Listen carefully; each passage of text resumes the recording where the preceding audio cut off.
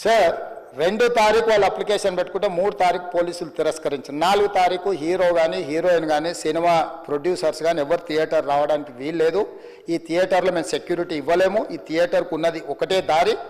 ఈ దారిలో ఇంతమంది వేలాది మంది అభిమానులు వచ్చినప్పుడు మేము కంట్రోల్ చేయలేము, వద్దు అని తిరస్కరించారు. తిరస్కరించిన తర్వాత కూడా 4 తారీఖు 9:30 ప్రాంతంలో హీరో రావడం జరిగింది. రావడం కారులో వచ్చి థియేటర్లో పోయి సినిమా తీసి మళ్ళీ కారులో వెళ్ళిపోతే పెద్దగా ఇంత ఇబ్బంది జరుగుతుండేనేమో లేదో నాకు తెలియదు. కానీ ఎక్స్ రోడ్ చౌరస్తా కంటే ముందు నుంచే కారులో రూఫ్ టాప్ ఓపెన్ చేసి రోడ్ షో చేసుకుంటే థియేటర్లో పోవడంతో ఆ చుట్టుముట్టుతున్న 7-8 థియేటర్లలో ఉన్న సినిమా అభిమానులు మొత్తం ఇక్కడికే రావడంతో వేలాది మంది జమ అయినారు. ఆ గేట్ ఒక్కసారి హీరో కారు లోపలికి పంపించడానికి ఆ ఉన్న గేటు తెరవడంతో వేలాది మంది ఒక్కటేసారి ఉప్పెనలాకి వచ్చారు. ఆ ఉప్పెనలో చనిపోయిన రేవతి, ఆమె కొడుకు, భార్య, భర్త, కూతురు వాళ్ళు అలాగైపోయి కొడుకు తల్లి ఒక పక్కన పోయి ఆ జనాల నుంచి తప్పించుకొని టికెట్ చేసుకొని ఆ తొక్కిసలాటలు హీరోను థియేటర్ లోపలికి తీసుకుపోవాలనుకున్న టైంకి అతను బండి మీద రోడ్ షో చేసి దిగేటప్పటికి వేలాది మంది హీరోని కలవడానికి చొచ్చుకొచ్చారు ముందుకు. అసలు అంటే ఈ రకమైన వాతావరణంలో అతన్ని లోపలికి తీసుకువెళ్ళాల్సిన సందర్భంలో అతను ప్రైవేట్ సెక్యూరిటీ ఇవాళ రేపు మనం ఫంక్షన్లలో బౌన్సర్లు అని మనం చూస్తూ ఉన్నాం. 50-60 మంది సరిగ్గా లెక్క తెలియదు, 50-60 అని అంటున్నారు, నెంబర్ 4 ఎక్కువ తక్కువ. ఆ బౌన్సర్లు అందరు మీదికి వచ్చే అందరు అభిమానులను విపరీతంగా అడ్డంగా ఎట్లా పడితే అట్లా తోయడంతో అటు నుంచి అభిమానులు హీరోని చూడాలి, కలవాలని ఒకవైపు నుంచి వాళ్ళని హీరో దగ్గరికే రానియొద్దని ఆయన ప్రైవేట్ సెక్యూరిటీ వెనక్కి నెట్టడం వల్ల ఈ తొక్కిసలాటలో హీరో థియేటర్కి వెళ్ళి లోపలికి వెళ్ళి చూసినాక పోలీసులు ఈ మొత్తం క్రౌడ్ని ఈ మొత్తం అక్కడ ఉన్న జమైన జనాలను అందరిని కూడా తీస్తే ఒక తల్లి కొడుకు అక్కడ శవాలుగా పడి ఉన్నారు. ఆ తల్లి అంత తొక్కిసలాటలు కూడా నేను ఆ వీడియో చూసిన ఆ తల్లి లోపలికి వచ్చినప్పుడు కొడుకు చేయి పట్టుకొని ఎంత జాగ్రత్తగా కొడుకుని తీసుకొని వస్తుందో తల్లి ప్రేమ ఎట్లుంటుందో అక్కడ నాకు చూసి నాకు అర్థమైంది. ఆ శవాలుగా మారిన తల్లి కొడుకు చేయి ఇడవలే అధ్యక్ష, అట్లే చేయి బిగ్గర పట్టుకొని పోలీసు వెళ్ళి చూస్తే ఆ తల్లి ఆ పిల్లగాడు ఆ తల్లి ఆ చెయ్యి వదలకుంటే కన్నబిడ్డను పట్టుకుని తల్లి చచ్చిపోయింది అధ్యక్ష.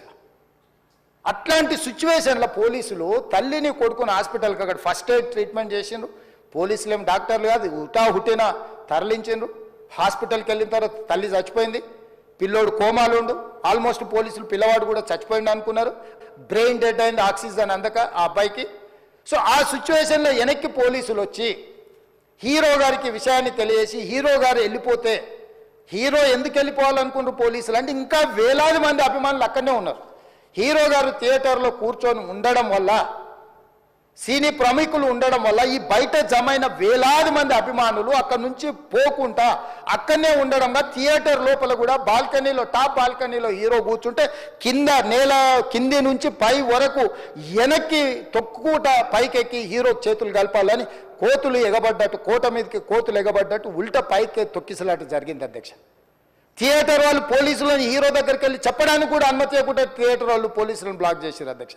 ఎప్పుడైతే హాస్పిటల్లో తల్లి చచ్చిపోయిన పిల్లగాడు కూడా ఆల్మోస్ట్ చావు నోట్లో ఉన్నాడు అని తెలిసి పోలీసులు వచ్చి ఏసీపీ వెళ్ళి చెప్పడానికి పోతే థియేటర్ సిబ్బంది లేదు హీరో దగ్గరికి వెళ్ళడానికే వీలేదని చాలాసేపు పోలీసులను కూడా హీరో దగ్గరికి పోనీయలేదు అధ్యక్ష వాళ్ళ ప్రైవేట్ వీళ్ళు.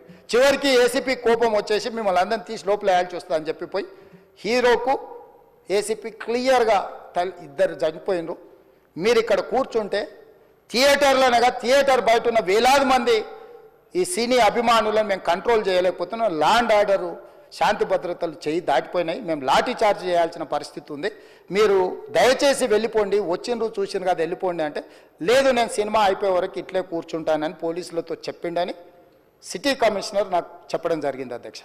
అదేవిధంగా ఇంకా కంట్రోల్ కాకపోవడంతో అప్పుడు డీసీపీ పై అధికార రంగంలో దిగి వాళ్ళ అందరినీ లోపల వాళ్ళు ఎంబడున్న అడ్డుకుంటున్న వాళ్ళను పోలీసులతో జరిపించి చక్కగా డీసీపీ పోయి హీరో గారికి బయట చనిపోయినరు, పరిస్థితి చాలా గందరగోళంగా ఉన్నది, మీరు ఇక్కడ నుంచి కదలాల్సిందే లేకపోతే మిమ్మల్ని పోలీస్ స్టేషన్కు తీసుకెళ్లాల్సిన పరిస్థితి వస్తుంది, మీరు ఇక్కడ నుంచి కదలాల్సిందే అని బలవంతంగా అతన్ని సినిమా మధ్యలో 12 గంటల సమయంలో రాత్రి 12 గంటల సమయం అట్టిట్టుగా ఆ సమయంలో అతను తీసుకొచ్చి బండెక్కిస్తే మళ్ళీ అతను రూఫ్ టాప్ ఓపెన్ చేసి మళ్ళీ చేతులు ఊపుకుంటూ రోడ్ షో చేసుకుంటూ అంటే తల్లి చనిపోయి పిల్లగాడు చావు బతుకుల మధ్యలో ఉన్నాడు, మీరు వెళ్ళండి అని వెనక్కి పంపిస్తే కూడా మళ్ళీ కారులో రూఫ్ టాప్ ఓపెన్ చేసి చేతులు ఊపుకుంటా అభిమానులను సంతోషపెట్టుకుంటా రోడ్ షో చేసుకుంటా అతను వెళ్ళిపోయింది అధ్యక్ష. పోలీసులు కేసు చేసిరు. కేసు మీద థియేటర్కి సంబంధించిన కొంతమందిని అరెస్టు చేసిరు. అరెస్టు చేసి 10-11 రోజుల తర్వాత పోలీసు హీరో గారింటికి వెళ్ళిండ్రు. మీరు కూడా కేసులో A11 మీ మీద కేసు ఉందని చెప్పడానికి పోలీసులతో దురుసుగా ప్రవర్తించిండు. మీరు ఆ వీడియోలన్నీ కూడా చూసిండ్రు. ఆ పరిస్థితిలో చట్టాన్ని అమలు చేసే పోలీసులు ఆల్రెడీ ప్రాణాలు పోయినాయి, ఒక నిరుపేద తల్లి చనిపోయింది, కొడుకు చావు బతుకుల మధ్యలో ఉన్నాడు. ఆ రోజు కోర్టుల కేసులు కూడా వస్తున్నాయి. కోర్టుకు కూడా మీరు విచారణలు ఏం చేసిండ్రని కోర్టుకు కూడా పోలీసులు జవాబు చెప్పాల్సిన పరిస్థితి ఉండే అధ్యక్ష. దాంతో మాట్లాడితే వాళ్ళు చాలా బాధ్యతారహితంగా సమాధానాలు ఇచ్చారని మా పోలీస్ సిబ్బంది చెప్తాను.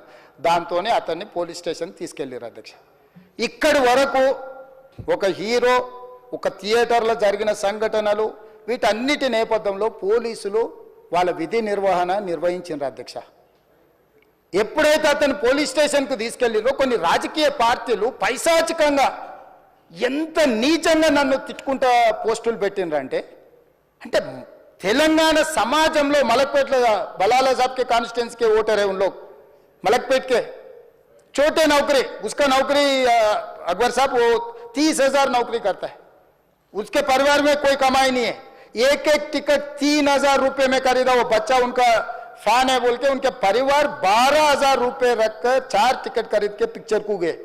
30,000 महीने को कमाने वाले నెలకు 30,000 జీతంతో పనిచేసి ఒక ప్రైవేటు చిన్న దాంట్లో ఉద్యోగం చేసుకునే తండ్రి తన కొడుకు ఆయన అభిమానాన్ని కుటుంబము 12,000 రూపాయలు 3,000కు ఒక టికెట్ 12,000 రూపాయలు పెట్టి సినిమా థియేటర్కి వెళ్తే థియేటర్లో చనిపోయిన 11వ రోజు వరకు వీళ్ళు ఎవరు హీరో కానీ ప్రొడ్యూసర్ కానీ ఎవరు కానీ ఆ కుటుంబాన్ని చనిపోయిన కుటుంబాన్ని కానీ హాస్పిటల్లో చావు బతుకుల మధ్యలో ఉన్న పిల్లవాడిని పరామర్శించడానికి కూడా పోలేదు అధ్యక్ష.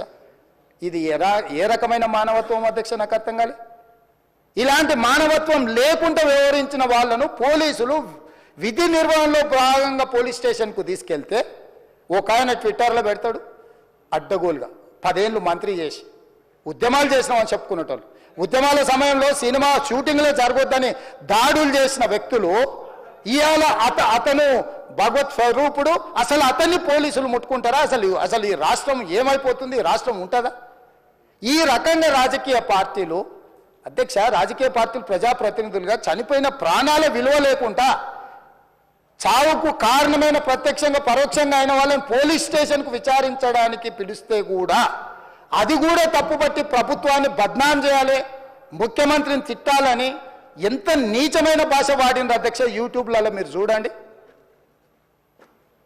నాకేముంటుంది అధ్యక్ష? ఏంది ఆ సినిమాకు స్పెషల్ రిలాక్సేషన్స్ ఇచ్చి ఇవాళ సినిమా ఏదైతే వ్యాపారం చేసిందో సినీ పరిశ్రమను ప్రోత్సహించాలని మొదటి వారం అత్యధికంగా సినిమా ధరలతో టికెట్లు అమ్ముకోవడానికి, స్పెషల్ షోలు వేసుకోవడానికి, బెనిఫిట్ షోలు వేసుకోవడానికి ప్రత్యేకమైన అనుమతులు ఇచ్చింది నా ప్రభుత్వమే కదా, మా ప్రభుత్వమే అధ్యక్ష.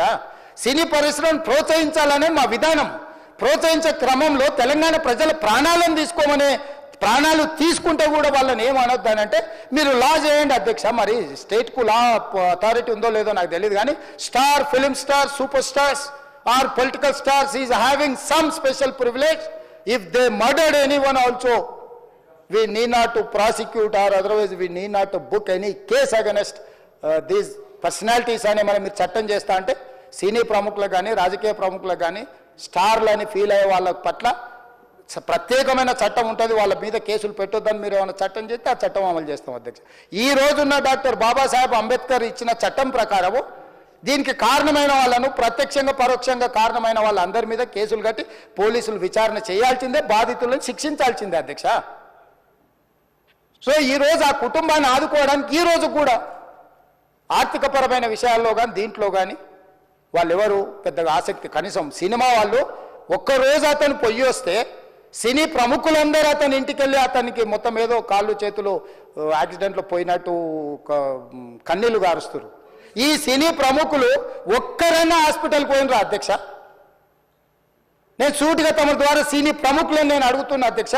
తల్లి చనిపోయి 9 సంవత్సరాల పిల్లగాడు బ్రెయిన్ డెడ్ అయ్యి ఆక్సిజన్ అందక 20 రోజుల నుంచి హాస్పిటల్లో కోమాలో ఉంటే ఈ సినీ ప్రముఖులు ఒక్క రోజు కోసం పోలీస్ స్టేషన్ పోయిన ఇంటికాడ క్యూ కట్టి ప్రభుత్వాన్ని తిడుతుండ్రు, నన్ను తిడుతురు, అతన్ని పరామర్శిస్తున్నారు. ఏమైంది అధ్యక్ష? అతను కాలు పోయిందా, కన్ను పోయిందా, చేయి పోయిందా, ఏమైనా కిడ్నీలు దెబ్బతిన్నా, ఏమైంది?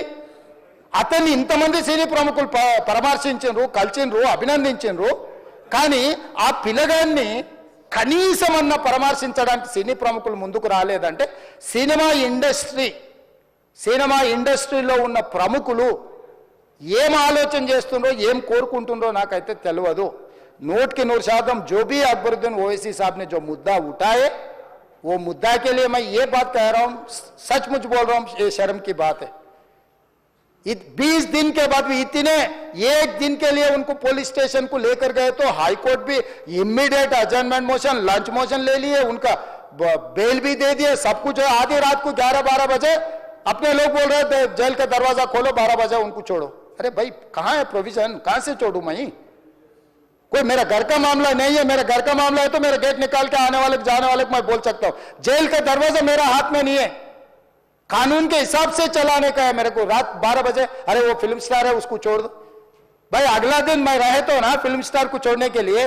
अगर आधी रात को 12 बजे किसी को जेल से छोड़ने का कोई लॉ है तो बोलो, मैं भी लागू करता हूं. तो इसीलिए ये इतने फिल्म स्टार कोई भी दवाखाना तक नहीं गया, छोटे बच्चे को नहीं देखा अकबर साहब. ये अफसोस की बात है, शर्म की बात है, सचमुच बोल रहा हूं मैं. अगर मैं वहां पर जाके देखने के लिए मैं पूरा स्टाफ और मेडिकल एंड हेल्थ सेक्रेटरी, मेरा कमिश्नर, सब टीम को मैं डिप्लॉय कर दी, सीता और अपने कमीशन चेयरपर्सन, सब लोगों को वहां भेज के मैं continuously I monitoring that boy health condition.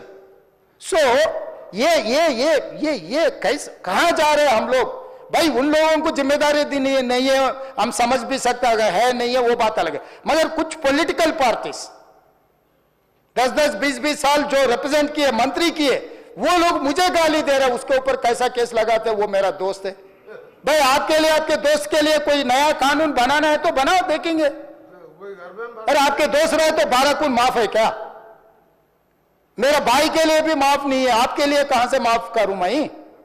मेरा परिवार के लिए भी कोई नया कानून नहीं है.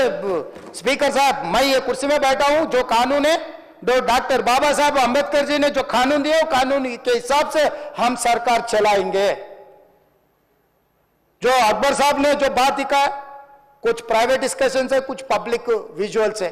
जो पब्लिक विजुअल्स में वो वापस जाते वक्त भी हाथ हिलाया, रोड शो किए, आने से पहले किए, जाने से समय पर किए, पुलिस वाले भी उसको जल्दी जाने के लिए कोशिश प्रेशर किए, सब कुछ सच है. मगर उनको तो बेल मिल गए. अभी कानून तो हम मानना ही पड़ता, ये सचमुच है. मगर अफसोस की बात है. मैं फिल्म इंडस्ट्री जो बड़ा लोग है, मैं उन लोगों से गुजारिश करता हूं, इनह्यूमन नहीं रहना.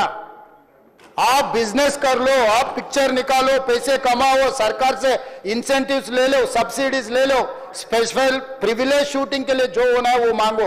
मगर किसी का हत्या होने के बाद, किसी का जान बचाने के बाद, किसी का जान लेने के बाद आज स्पेशल प्रिविलेज मांगे तो ये सरकार में नहीं मिलने वाले. मैं जब तक मैं कुर्सी में रहता हूं तब तक नहीं देता हूं. मेरा जिम्मेदारी तेलंगाना आम जनता का जान बचाने का मेरा जिम्मेदारी है. उन लोगों के लिए कोई भी तकलीफ दिए, उन लोगों को कांग्रेस सरकार ने, मेरे सरकार ने छोड़ने वाला नहीं है.